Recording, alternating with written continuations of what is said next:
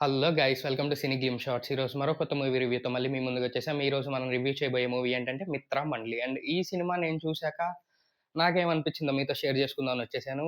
నాకైతే అంత గొప్పగా అనిపియలేదు. ఎందుకంటే అంత కామెడీ కూడా ఏం లేదు సినిమాలో. మీరు కానీ నా 'మిత్ర మండలి' ట్రైలర్ రివ్యూ చూసుంటే నేను ట్రైలర్‌లో ఏవేవైతే పార్ట్స్ బాగున్నాయి అన్నానో సేమ్ సినిమాలో కూడా అవే వర్కౌట్ అయ్యాయి. అంతకు మించి ఇంకెక్కువ ఏం వర్కౌట్ అవ్వలేదు. అండ్ సత్య గారు ఉన్నంత సేపు కాసేపు ఎక్సైటింగ్‌గా ఉంది.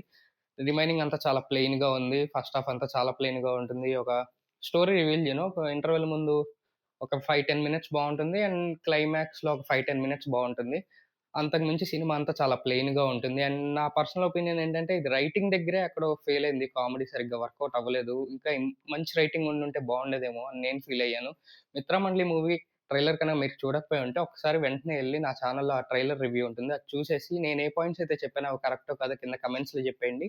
మీరు కానీ 'మిత్రమండలి' మూవీ చూసుంటే మీకేమనిపించిందో కూడా కింద కామెంట్స్‌లో చెప్పేయండి. ఇలాంటి మరిన్ని ఇంట్రెస్టింగ్ సినిమా రివ్యూస్ కోసం సబ్స్క్రైబ్ చేసుకోండి సినీ గ్లిమ్స్‌ని. కొత్త కొత్త movie reviews, trailer reviews, song రివ్యూస్‌తో మీ ముందుకొస్తూ ఉంటాం. మళ్ళీ కొత్త వీడియోతో మీ ముందుకొచ్చే వరకు until then see you all. Bye by.